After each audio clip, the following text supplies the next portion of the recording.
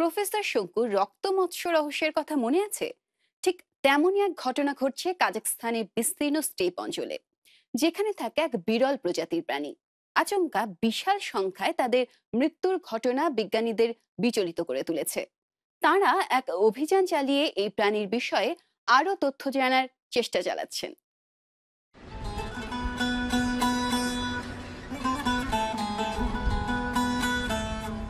বেশ কয়েকদিন ধরে গবেষকরা কাজাখস্তানের স্টেপ অঞ্চলে সাইগার খোঁজ চালাচ্ছেন। পাকা রাস্তা ছেড়ে মাঠে নামতে হয়েছে তাদের।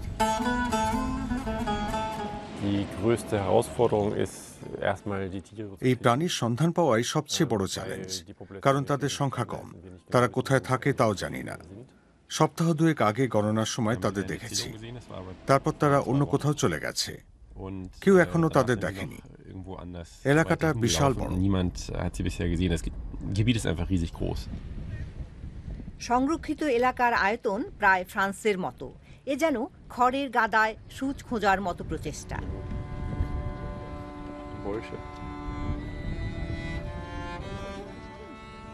আর মাত্র ৩৩টি সাইগা অ্যান্টিলোপ অবশিষ্ট আছে বলে জানা গেছে। গত বছর একসঙ্গে অনেক প্রাণীর মৃত্যু হয়। সন্তান জন্ম দেওয়ার সময় এই অঘটন ঘটে। শুধু এই অঞ্চলেই ২ লাখের বেশি প্রাণী মরে গেছে। প্রায় ৯০% কয়েকদিনের মধ্যে নিশ্চিহ্ন হয়ে গেছে, অথচ এককালে এখানেই সবচেয়ে বেশি সাইগা বসবাস করত। আমি বিহ্বল হয়ে পড়েছিলাম। ফিল্ডে থেকে নিজের চোখে প্রথম সাইগাগুলির লাশ দেখেছিলাম।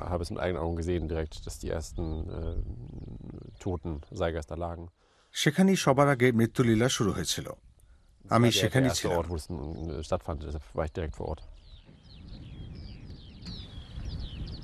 এই টিলার পেছনে ৫,০০০ প্রাণী দাফন করা হয়েছে।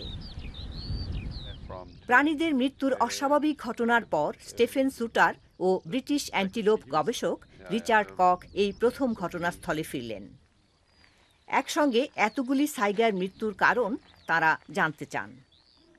এই প্রাণীদের মৃত্যুর কারণ হিসেবে পাস্টোরেলা নামের এক ব্যাকটেরিয়া শনাক্ত করা হয়েছে। জানা গেছে যে মৃত্যুলীলার আগে আচমকা তাপমাত্রা অস্বাভাবিক মাত্রায় কমে গিয়েছিল। প্রাণীগুলি প্রবল মানসিক চাপের মধ্যে ছিল, তাদের পশম ঝরে পড়েছিল, ফলে শীতের সুরক্ষা আর ছিল না, তাই স্ট্রেস দেখা দিয়েছিল।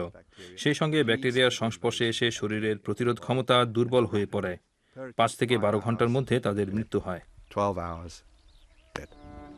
সাইগা অ্যান্টিলোপের এমন গণমৃত্যু আগেও অনেকবার হয়েছে, তবে এমন বিশাল মাত্রা কোনোদিন দেখা যায়নি।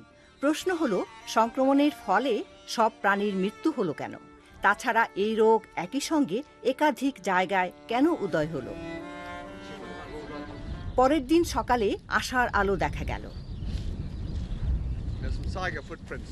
সাইগাদের পদচিহ্ন দেখা গেল।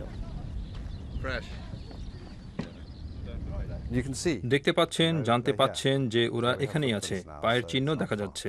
তারা বেশি দূরে নয়। তারা অসাধারণ জীব। চালচলন দেখলেই বোঝা যায়। শুধু সন্তান জন্ম দেওয়ার সময়ে আমরা তাদের কাছে যেতে পারি। তারা ঘন্টায় ৭০ কিলোমিটার বেগে দৌড়াতে পারে। স্টেফেন আমাকে বলেছে দিনে তারা ১০০ কিলোমিটার দূরত্ব অতিক্রম করতে পারে। আরও একদিন বিফল হলো। অতএব তাঁবু খাটিয়ে অপেক্ষা করা ছাড়া কোনো উপায় নেই। পরের দিনের ঘটনার জন্য কেউ প্রস্তুত ছিল না।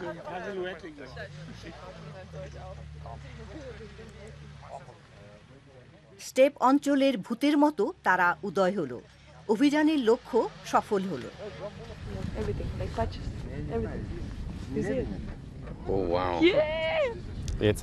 অবশেষে সাইগাদের খুঁজে পাওয়া গেছে। আমরা অনেক দূর গিয়েছিলাম।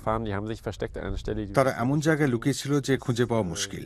আমরা ভালো করে দেখেছি, এখানে কমপক্ষে ২,০০০ সাইগা রয়েছে।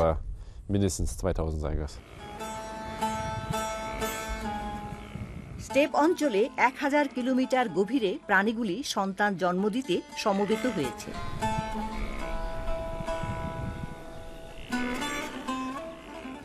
বেশিরভাগ বাছুর হাঁটতে শিখে গেছে। তারা বেশ বহাল তবিয়তে রয়েছে।